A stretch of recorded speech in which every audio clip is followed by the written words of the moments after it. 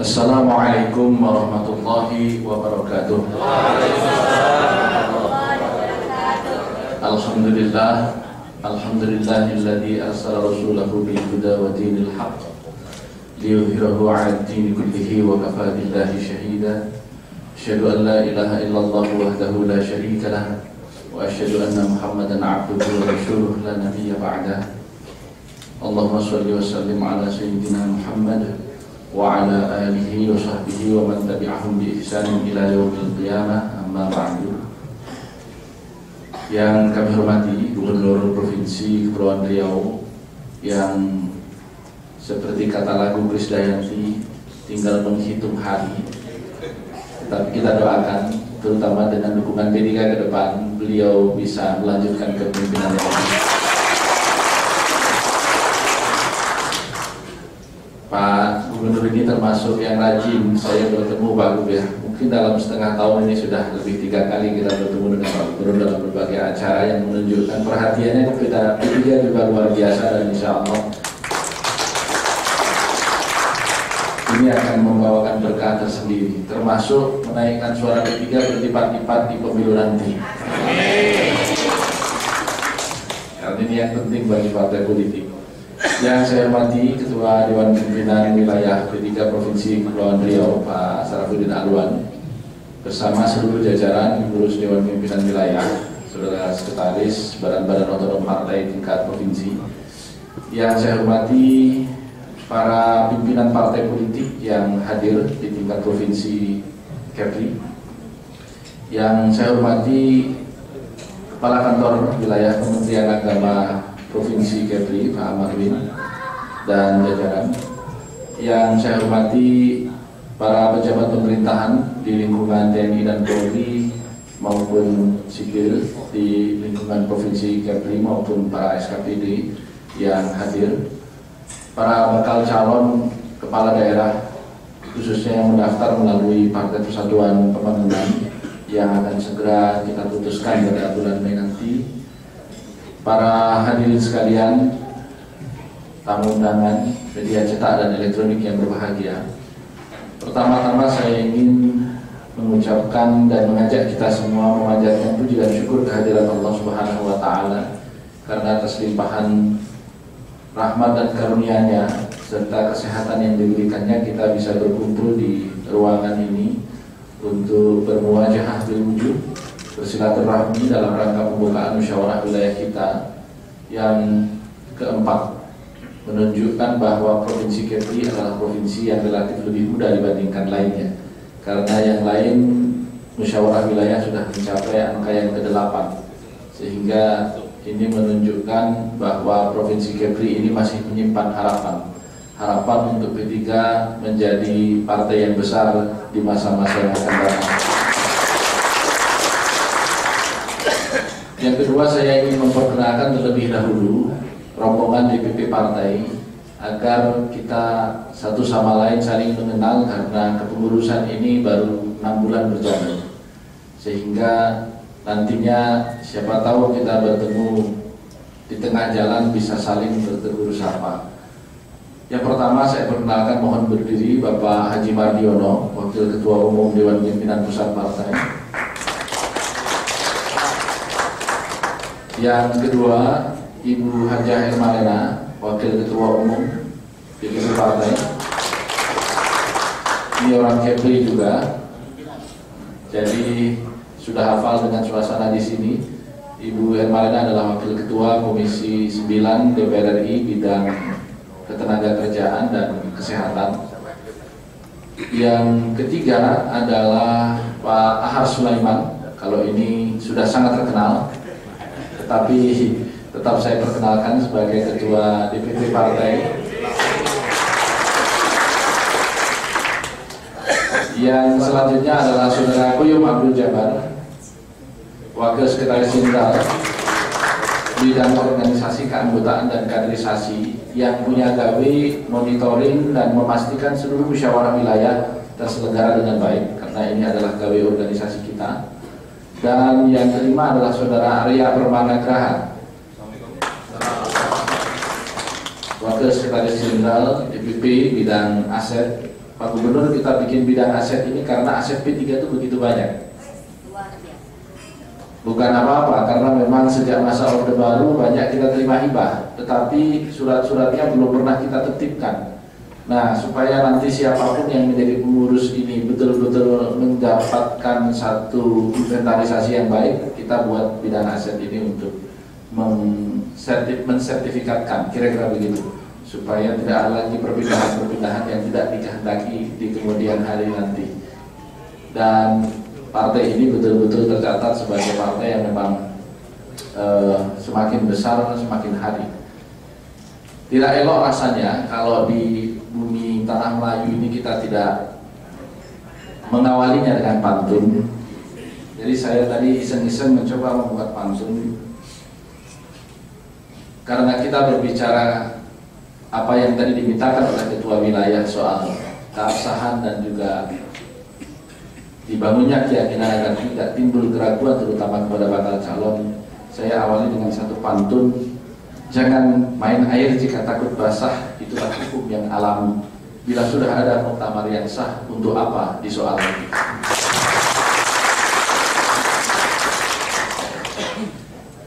Dua hal saja yang saya ingin sampaikan pada kesempatan sambutan ini, bahwa Muswil yang diselenggarakan hari ini dalam kalender Dewan Pimpinan Pusat adalah Muswil yang ke-15. Artinya sudah 14 provinsi lain mendahului. Baru tadi pagi kami berangkat dari Lok Sumawe untuk musyawarah wilayah yang pembukaannya dilaksanakan di Lok Sumawe tadi malam. Siang kemarin kami di Medan untuk Muswil Sumatera Utara. Nanti pukul 1 kita berangkat ke Jambi untuk Muswil di Jambi, dan kembali ke Jakarta malam harinya. Besok kita akan terbang ke Sulawesi Utara untuk Muswil Sulawesi Utara di Manado. Siangnya kita di Gorontalo. Selasa nanti Ternate dan Kendari dan seterusnya. Kalau saya ceritakan mungkin pusing sendiri. Tetapi kesemuanya insya Allah sudah diniatkan untuk dihadiri secara langsung oleh Ketua Umum Dewan Pimpinan Pusat Partai Persatuan Pembangunan sebagai tanda keseriusan kita mengelola organisasi dan membuat partai ini semakin besar di masa yang akan datang.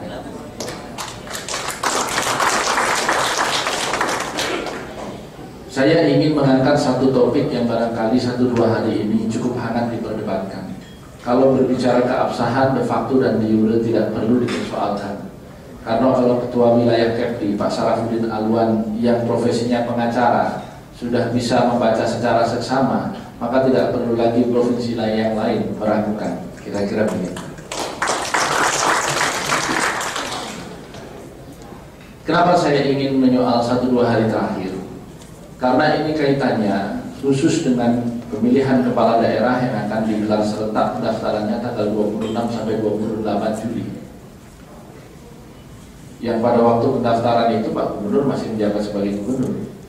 Tentunya kalau nanti melanjutkan pada saat mendaftar harus mundur ya Pak Gubernur ya, karena memang demikianlah ketentuan yang ada. Toh mundur dan tidak mundur bulan Agustus habis juga, kira-kira begitu. Jadi ya memang itulah keseharusannya. Hari Kamis yang lalu PKPU dilakukan pembahasan atau peraturan KPU dilakukan pembahasan di Komisi 2 DPR RI bersama dengan KPU. Pembahasan peraturan KPU ini menjadi landasan untuk pengelolaan pemilihan kepala daerah yang akan dilaksanakan serentak di 269 kabupaten kota dan 9 provinsi. Di Provinsi Riau, di Provinsi Kepri ada 6 dan 1. 9 peraturan KPU yang lain sudah selesai diterbitkan dan bahkan tengah dilembar negarakan, sehingga memang itu akan menjadi acuan.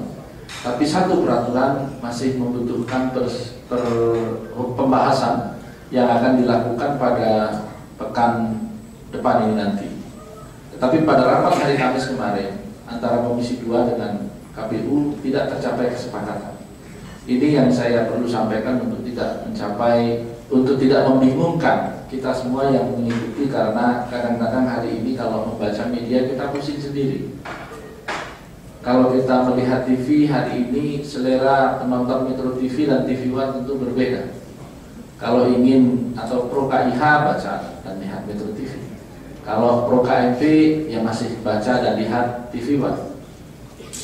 Baca running text-nya kadang-kadang bikin badan meriang. Tetapi begitu pindah ke Metro TV, hati adem lagi. Nah itu kira-kira itulah yang menunjukkan bahwa media sendiri tidak bisa terlepas dan mandiri sepenuhnya dari kepentingan-kepentingan. Tetapi itulah dinamika yang memang kita lalui sebagai negara demokrasi. Karena di Amerika Serikat pun kalau kita melihat Fox Channel, pastilah akan sangat Republikan, kira-kira begitu.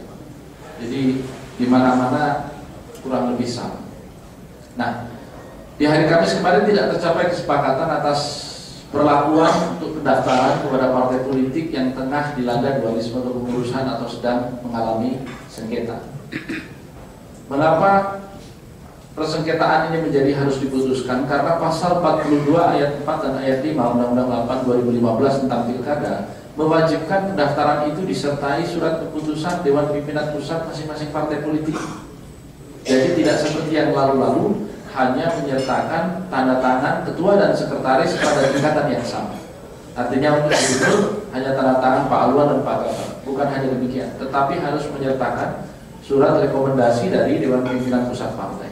Begitupun untuk tingkat kabupaten dan kota. Itu pun harus juga menyertakan surat persetujuan Dewan Pimpinan Pusat Partai. Nah, masalahnya kemudian timbul karena khusus untuk P3 dan juga Golkar yang belakangan ikut-ikutan.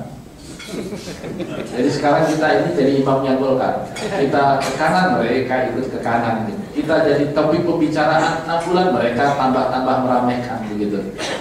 Saya selalu katakan, apalagi kalau ada kawan-kawan dari Golkar, ya sekali-kalilah merasa dikerjai. Sudah 32 tahun ngerjain P3, sekarang serasa juga seperti P3 di masa Orde Baru dulu, saya bilang.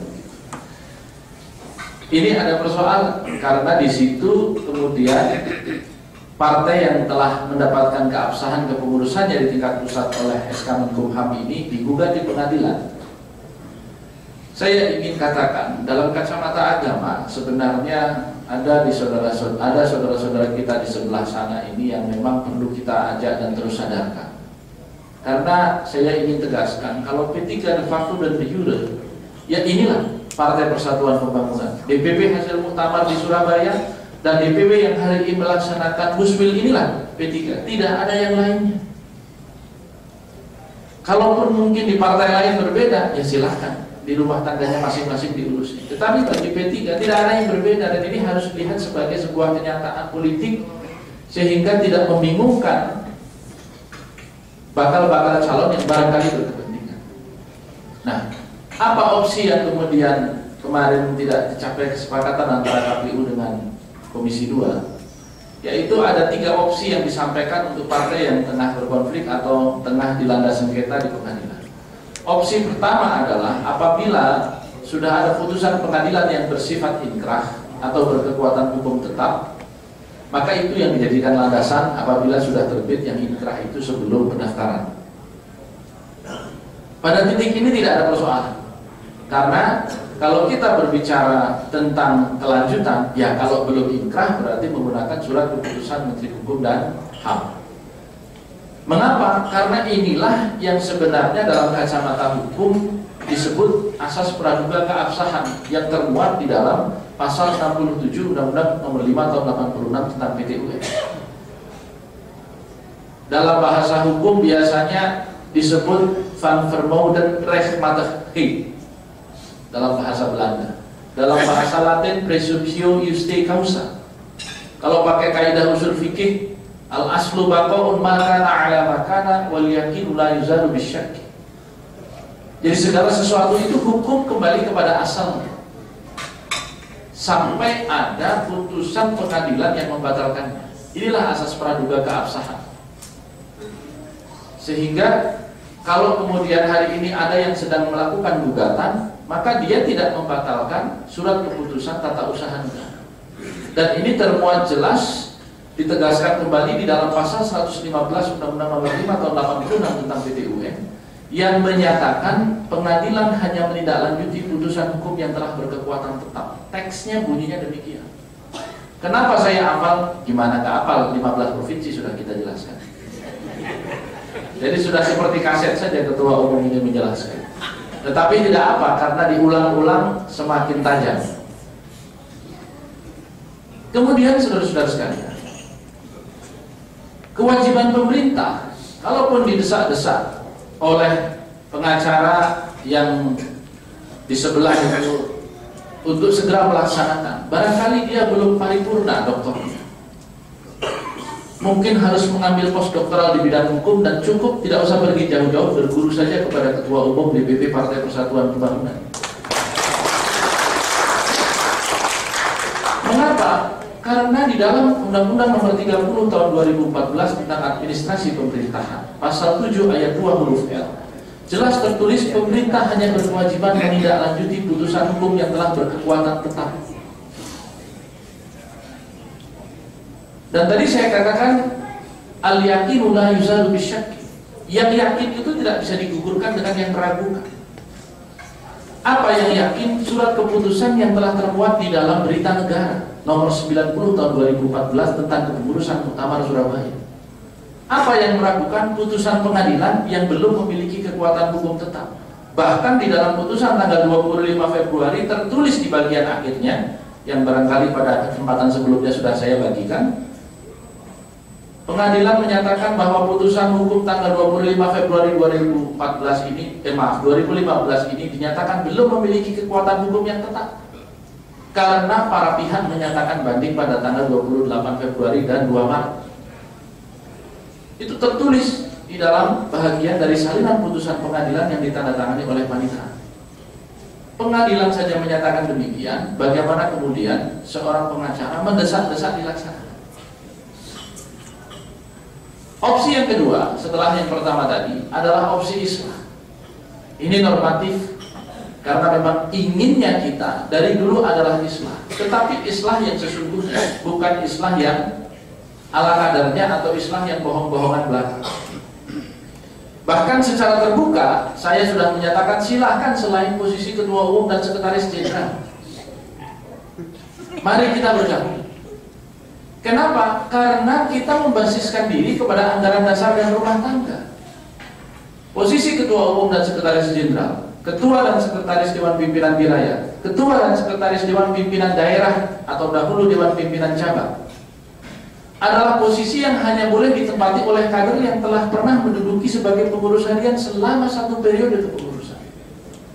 Sementara mohon maaf, kita tahu persis Pak Jan Farid ini belum pernah duduk sebagai pengurus harian DPP partai. Jangankan DPP, ranting saja belum pernah.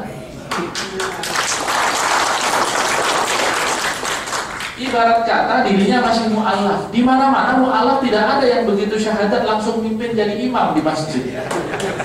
Betul. Yang namanya mu'alaf itu jadi makmum, bahkan masih berhak menerima zakat.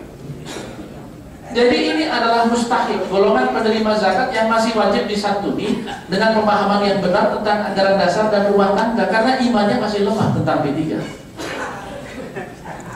Jadi bukan malah minta dan ngotot jadi pemimpin. Boleh silakan, nanti 1 periode ini ikut dulu, nanti berlaga lagi di muktamar berikutnya. Itulah aturan yang benar. Tetapi kan masalahnya yang bersangkutan terus mengatakan harus menjadi ketua umum karena jauh lebih senior dibanding saya. Saya ini kebetulan mendapatkan amanah dan jadi muara dari keinginan kawan-kawan saja. Tidak pernah berencana dan menginginkan menjadi ketua umum pada usia yang sekarang ini. Bagaimana tidak? Mohon maaf ini Pak Gubernur. Ketua-ketua umum yang lain itu kalau saya duduk bersama rasa-rasa pantas panggil om kita. Atau kepada Pak Gubernur ini saya panggil juga ayahanda, kan kira-kira begitu. Sehingga kadang-kadang repot juga kita. Wah, minder juga kita kalau lihat Bu Mega sudah 21 tahun jadi ketua umum dibanding kita, kan kira-kira begitu. Tetapi itulah politik. Wa tilkal ayyamu nudawiluha bainan nas. Kekuasaan itu dipergilirkan dan kita tidak pernah tahu. Yang penting ketika kita memegang amanah, kata Pak Naru dulu, salah satu yang kalimatnya sering diwariskan dari generasi ke generasi, kalau kau belum pegang palu, amati terus palu itu. Kapan dia diketukkan? Artinya apa? Pandai membaca momentum. Tapi kalau kau sudah pegang palu, apapun yang terjadi jangan pernah lepaskan. Apa artinya? Kita kukuh memegang kepemimpinan sampai dengan memang kepemimpinan itu harus dilepaskan berdasarkan ketentuan organisasi. Begitulah cara kita memimpin. Sehingga ini bukan soal ngeyel atau tidak mau mundur, tetapi ini adalah keteguhan memegang organisasi. Ini opsi yang kedua tentang Islam. Dan saya selalu katakan, namanya Islam di mana-mana. Makmum itu kalau datang belakangan hukumnya masbuk, menambahkan sholat imam. Tidak boleh makmum di belakang baru datang kemudian sholatnya ganti. Tidak ada cerita itu. Maka yang bisa dia lakukan adalah melengkapkan kepengurusan, menambahkan kepengurusan yang kurang, bukan kemudian mengganti kepengurusan. Wah, itu namanya tidak ngerti fikih, kan kira-kira begitu.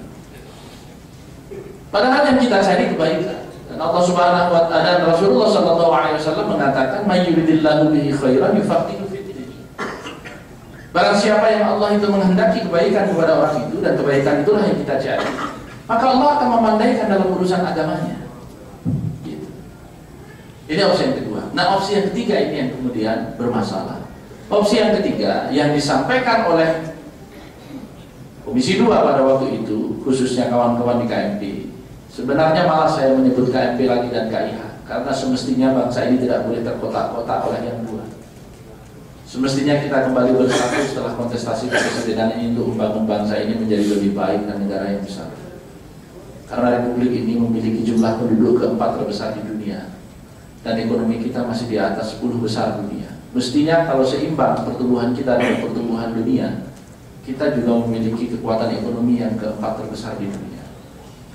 Bahkan ketika kemarin bangsa-bangsa KAA berkumpul, Asia Afrika, Indonesia bukan termasuk memiliki cadangan devisa 10 besar di antara Asia dan Afrika. Artinya apa? Kita masih perlu berbenah.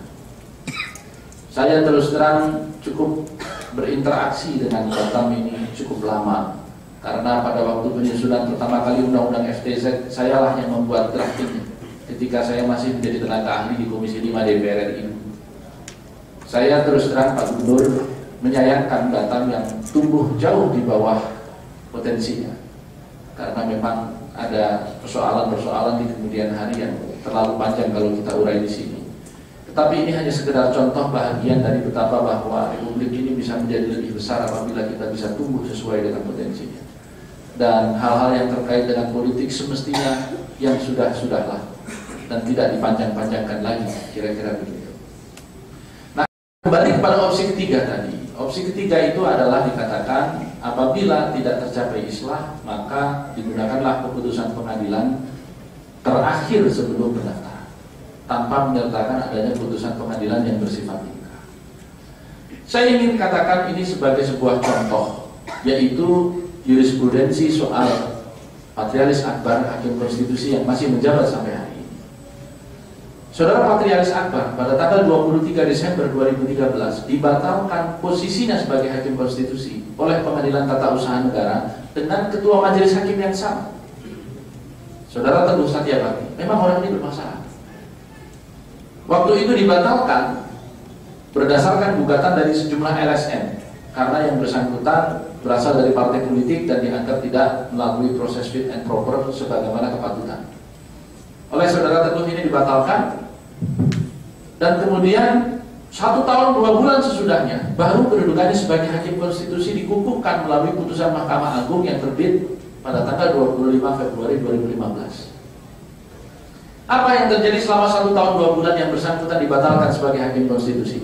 Dia tetap menghakimi acara dengan kewenangan sepenuhnya, bahkan melakukan pengadilan terhadap sengketa kepresidenan antara Jokowi dan Prabowo Subianto.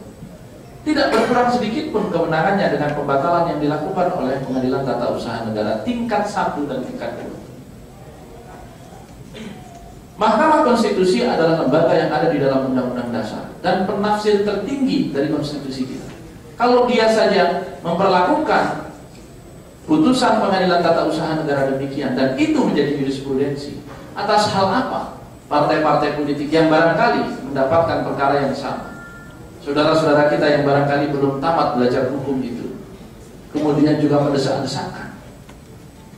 Ini contoh yang paling gamblang, paling sederhana.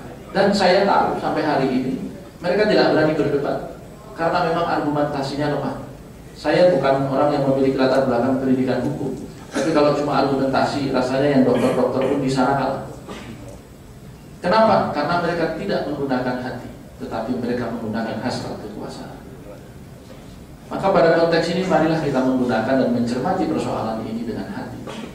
Karena kalau saudara-saudara yang ada di sini, di Kepri sekalipun melihat dengan seksama siapa Partai Persatuan Pembangunan yang lahir dan tumbuh serta besar di sini, ya kita, tidak ada yang lainnya. Maka kalau kemudian saya katakan di sana membuat kepengurusan, mungkin di Kepri belum, bukan tidak, tetapi belum. Di beberapa provinsi mereka sudah membuatnya. Jawa Timur saya mendapat laporan, Kalimantan Timur, Kalimantan Utara saya mendapat laporan, Aceh begitu juga, dan di beberapa provinsi yang lain. Maka saya ingin tegaskan dalam satu hadis di dalam kitab Sahih Muslim nomor 3444, ada satu hadis tentang kepemimpinan yang dikatakan oleh Rasulullah, diriwayatkan oleh Abu Sa'id Al-Khudri. Idza bu'i'a li khalifataini faqtulul akhar minhum. Kalau ada baiat kepada dua khilafah, kepada dua kepemimpinan, maka akhirilah yang kedua. Tegas bunyinya. Dan ini yang menjadi sumber mentalitas ketika pada waktu itu Sayyidina Ali menjadi khalifah berpusat di Kufah, dan kemudian ada baiat lagi kepada Muawiyah, pendiri dinasti Umayyah. Mereka bertemu dengan dikirimnya dua utusan jurunding. Sayyidina Ali diwakili oleh Abu Musa Al-Asy'ari, seorang kiai, seorang yang waro' tawadhu. Dan kemudian Muawiyah mengirimkan Amr bin As. Kalau hari ini mungkin bahasanya dia adalah politisi. Berunding dengan Abu Musa Al-Asy'ari, dan kemudian moralitas tentang idabui ali khalifataini faqtulul akhara minhuma inilah yang menjiwai, sehingga kemudian Abu Musa Al-Asy'ari menyatakan hari ini Khalifah Ali bin Abi Thalib menyatakan mundur dari posisinya sebagai khalifah. Kenapa? Pemahaman terhadap satunya kepemimpinan yang menjadi wajib untuk kita jalankan. Tetapi kok ini sudah ada muktamar yang sah, dihadiri oleh seluruh peserta muktamar yang memang diperbolehkan, malah digelar muktamar lagi yang berikutnya. Bahkan itu dihadirkan dengan melengkapkan orang-orang yang tidak berhak di sana. Wakil ketua dan wakil sekretaris memandangkan dirinya sendiri sebagai ketua dan sekretaris untuk menghadiri muktamar. Sekalian saja tidak usah wakil ketua dan wakil sekretaris, orang saja di jalan diseragami P3 kemudian dibuat muktamar-muktamar. Maka kalau kemudian ada DPP Partai Persatuan Pembangunan dan seluruh kepengurusan di bawahnya yang asli, kalau ada yang kedua, berartilah dia yang palsu. Kalau ada DPP yang asli, maka di sebelah sana pasti naturalisasi. Maka kalau DPP yang asli ini memang mengerti akar sejarah, track recordnya. Saya berkampanye untuk partai ini sejak tahun 82 ketika usia saya masih 6 tahun. Kenapa? Kita lahir dan besar dari sejarah partai. Kita lahir dan besar ini dengan keringat darah dan tetes air mata. Ibu saya adalah ketua Dewan Pimpinan Wilayah perempuan pertama di P3 pada waktu zaman Pak Naru. Dan saat itu kita merasakan betul ber-P3 ini betul-betul berjihad, mohon maaf Pak Gubernur, melawan Golkar dan seluruh antek kekuasaan yang ada di sana. Bukan partai Golkar Pak Gubernur, Golkar. Kita rasakan betul. Kok kemudian belakangan ada orang yang tiba-tiba datang, kebetulan orang Golkar juga tadinya, Ketua Badan Pemenangan Pemilu Golkar DKI, datang menginjak-injak partai ini dan berebut kekuasaan sebagai petualang. Tidak ada tempat untuk orang-orang seperti ini. Allahu Akbar. Allahu Akbar. Saudara-saudara sekalian, partai ini terlalu luhur sejarahnya untuk diinjak-injak oleh aventurir-aventurir yang tidak memiliki sejarah dan tradisi. Karena itu jangan biarkan itu terjadi. Saya melakukan banding bukan dalam rangka perlawanan terhadap orang-orang tua. DPP Partai Persatuan melakukan banding karena hakim juga telah menginjak-injak fakta persidangan. Hakim ini hakim bermasalah, berkali-kali dilaporkan ke Komisi Yudisial. Bahkan terindikasi kemarin berangkat bersama dengan saudara Farid untuk umroh di akhir Desember 2014. Ada apa? Dia memutus dan mengucapkan keputusan ini dengan menangis. Itulah kenapa saudara-saudara sekalian, saya katakan saya akan lawan ini. Tidak bisa kita biarkan partai yang seperti ini diinjak-injak oleh petualang-petualang yang tidak bertanggung jawab.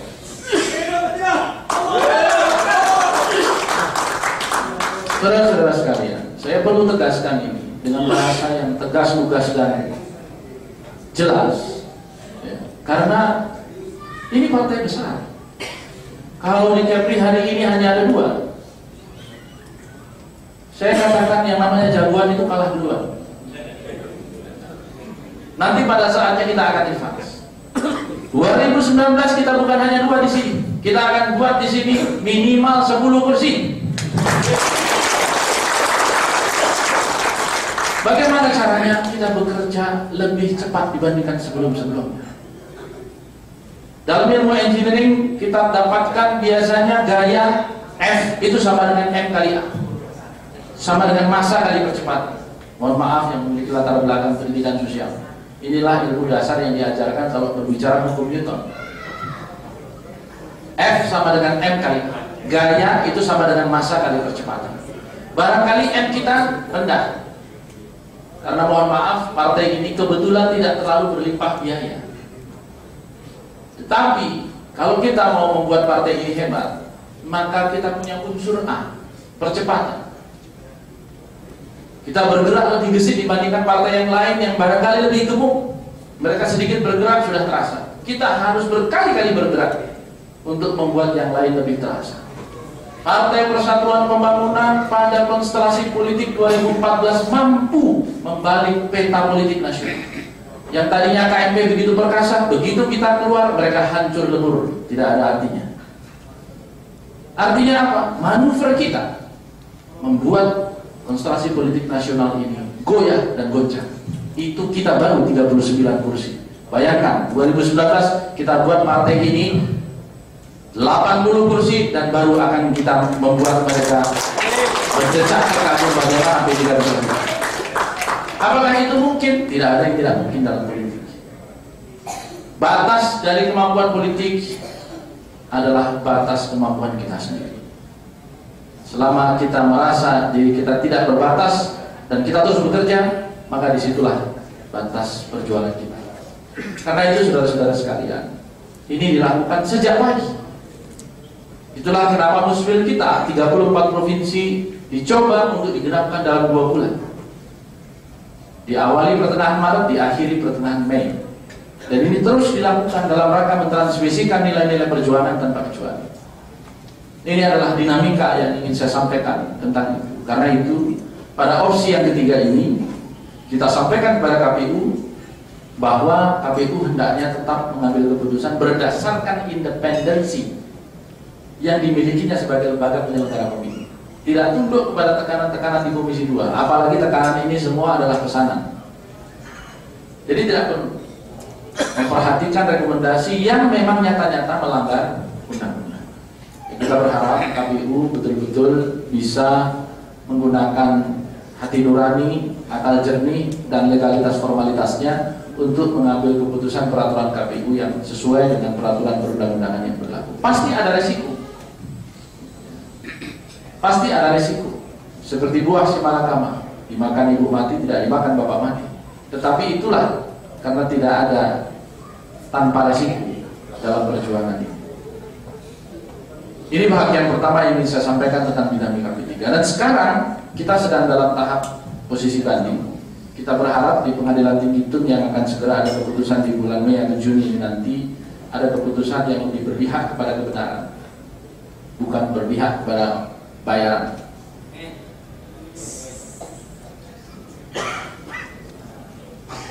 Dunia hukum kita belum ideal. Saya katakan ketika kemarin dalam satu kesempatan, kenapa kita kalah di tingkat 1? Saya katakan sederhana, karena kita kemarin melulu berbicara hukum, sementara yang di sana melulu ngurusin hakim. Maka saya ingin tegaskan dalam dunia yang tidak ideal ini, menyerukan juga kepada dunia peradilan untuk betul-betul berpihak kepada kebenaran di dalam memutuskan perkara ini. Bayangkan betapa dahsyatnya dampak yang timbul kepada partai yang memiliki 8,2 juta suara ini kalau hakim salah memutuskan. Merekalah yang akan turut andil di dalam terpecah belahnya umat. Padahal Qori di awal tadi sudah menukilkan satu ayat yang menjadi mukaddimah anggaran dasar rumah tangga partai. Wa'tasimu bihablillahi jami'an wa la tafarraqu. Dan berpegang teguhlah kepada tali agama Allah dan jangan bercerai-berai.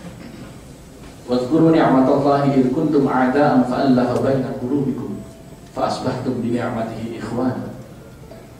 Dan ingatlah ketika kamu terpisah-pisah, fa'allafa baina qulubikum, maka Allah melembutkan hati kita semua. Fa asbahtum bi ni'matihi ikhwana, dan kemudian Allah mempersaudarakan kita semua.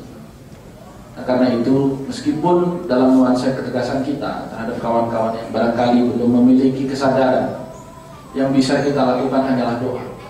Tidak perlu kita menjelek-jelekan, tapi yang kita lakukan adalah mengingatkan, saudara tidak boleh karena ini, saudara silahkan bergabung karena ini.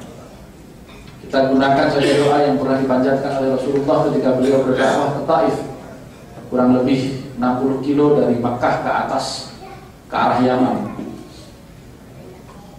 Allahumma hdi qaumi fa innahum la ya'lam. Ya Allah, tunjukilah kaumku. Ya Allah, tunjukilah saudara-saudara kita yang ada di sana.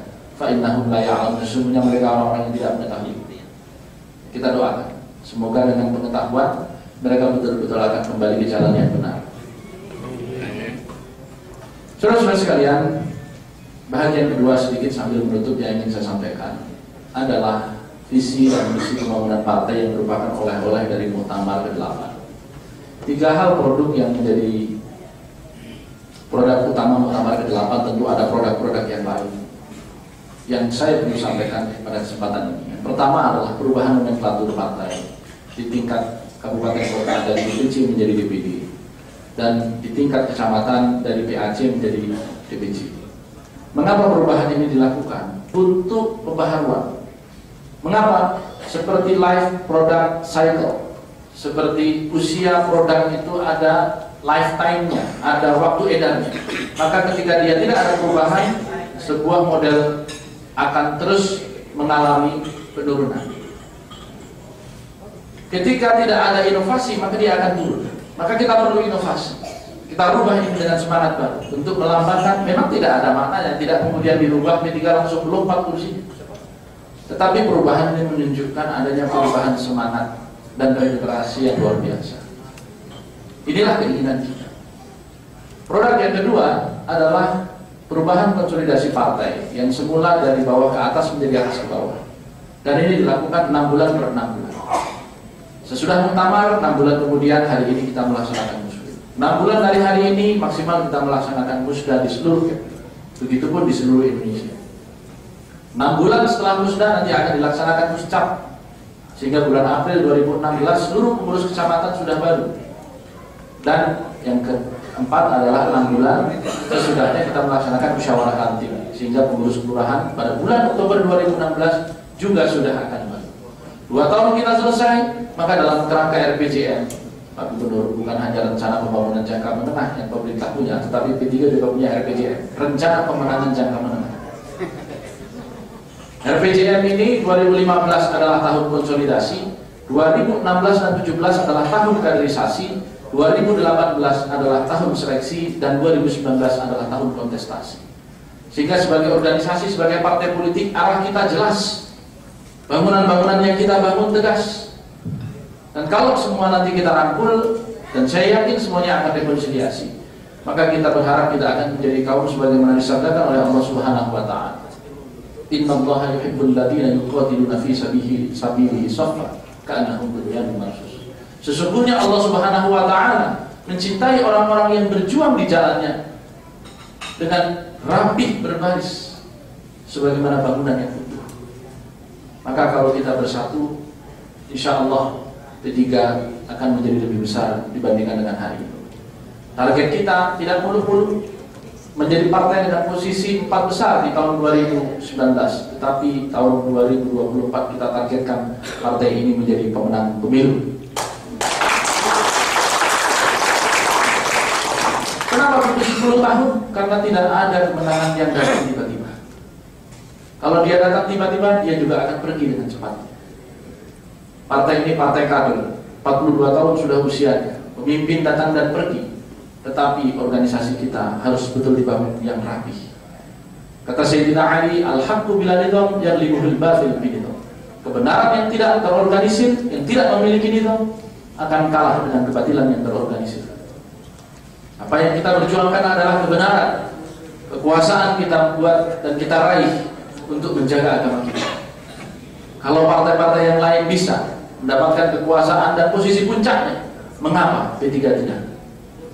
Maka yakinlah dengan kekuatan yang kita miliki, dengan optimisme, bukan intimidasi, dengan motivasi dan harapan, partai ini akan menjadi besar. Partai ini pernah besar, dan partai ini masih besar, dan insya Allah partai ini akan menjadi yang terbesar. Amin ya Allah. Saudara-saudara sekalian, inilah yang ingin saya sampaikan. Masih panjang sebenarnya dan masih banyak yang ingin saya ungkapkan, namun waktu juga yang memisahkan.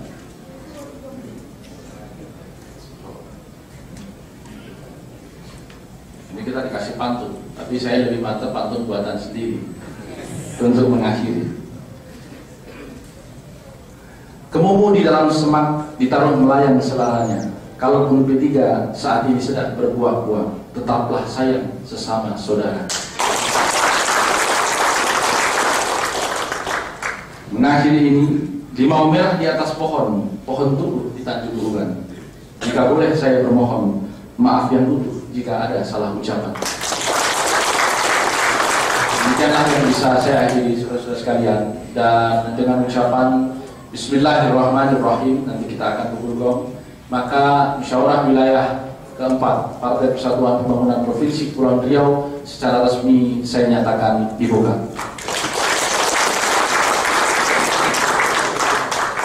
Walafu minkum wallahul muwaffiq ila aqwamit thoriq. Meskipun P3 konflik tapi tetap menarik. Wassalamualaikum warahmatullahi wabarakatuh.